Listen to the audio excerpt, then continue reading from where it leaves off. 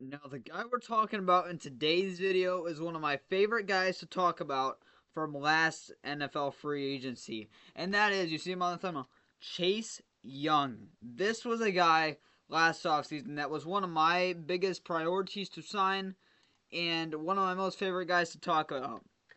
The Lions and the NFL fan base do not like Chase Young. They don't. And I'm not going to lie, he's not lived up to the number 2 overall pick at all. And he's really not even that great of a player. However, and he did not look very good at all this year when he played.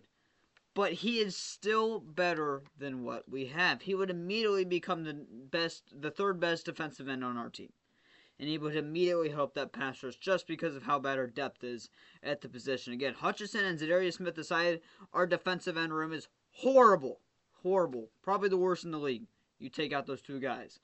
So Chase Young is a guy, in my opinion, I still know it sounds crazy that signing Chase Young in 2025 would make your defensive line improve this much is insane. But you have to target a guy like Chase Young, in my opinion. Chase Young, fantastic, phenomenal size. Probably the best size you can get for a defensive end. 6'5", 265. Very young, only 25 years old. Will be turning 26 around the draft period. From Ohio State. Was drafted back in 2020 in one of the worst draft classes I've seen. Where he, not the worst draft class I've ever seen, by the way, but I don't know why I said that. But 2020 was drafted in 2020, picked 2 overall. And again, he's not lived up to that. Got picked right before Jeff Okudah. Now, Chase Young, coming out of the draft, was one of the most highest prospects at the defensive end position coming out in a very long time. Now, you look at his stats, he's not been healthy at all throughout his career. You take away his rookie year and this past season, he has not been healthy in his NFL career at all. 2020, played 15 games. This was by far his best career year. Played 15 games, missed 1, 7.5 sacks, 4 forced fumbles, and 3 fumble recoveries, along with 4 passes deflected. 2021, he missed 8 games because that was the 17-game season. Had 1.5 sacks in only 9 games and 2 forced fumbles, along with 2 passes deflected. Very disappointing season. 2022, he only played 3 games. Was not good in that 3-game stretch. Did not have a single sack. Did have 1 pass deflected. 2023 was his last couple of games with the Washington Commanders. Played 7 games. Was pretty solid. 5 sacks and a pass deflected.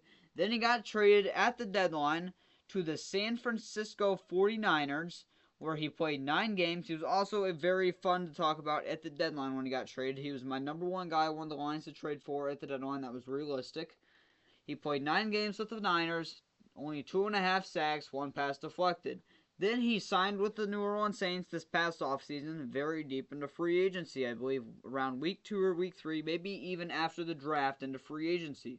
Played every single game, pretty decent year in terms of the stat line, 5.5 sacks, 4 fumble, 3 passes deflected. Take a look at his postseason stats here. He's played in 4 career postseason games, 1 in 2020 with the Commanders, didn't have a sack or anything.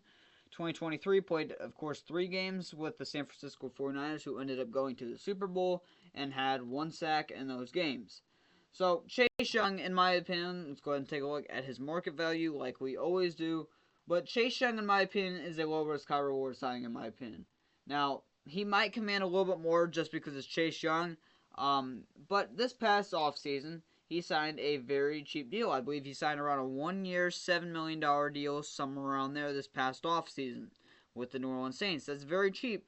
Now, his market value again this year is insane. It's 4 years, $70.1 million. That's $17.5 million per year. That would put him in 9th among all defensive ends and 119th in the NFL rank.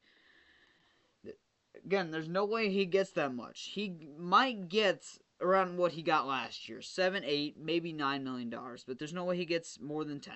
There's no way he gets more than 10. I don't know what formula Spotrac is using this year, but if they are correct on this stuff, then I mean we might as well say Levi Onwuzurike should be getting 25 to 30 million dollars a year if they're all right this year on their market values, because their market values are insane this year. I don't even know why I'm continuing to go off at their market values this year for players in these videos, because it doesn't make any sense.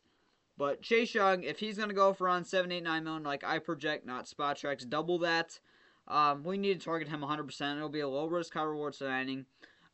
If you get the rookie Chase Young, phenomenal. If you get the 2024 Chase Young, decent, you know? So if he can produce 5.5 sacks for us and what he did in 2024 for $7, $8, $9 million, sign me up because it's better than what we got. But your thoughts, comments down below. I know you guys do not like Chase Young, but it's better than what we have. That's what I'm looking for at the defensive end position this year. If we can't get a guy like Myles Garrett, is better than what we have at the depth at the defensive line and defensive end positions. So, leave thoughts and comments down below. One Pride, go Lions.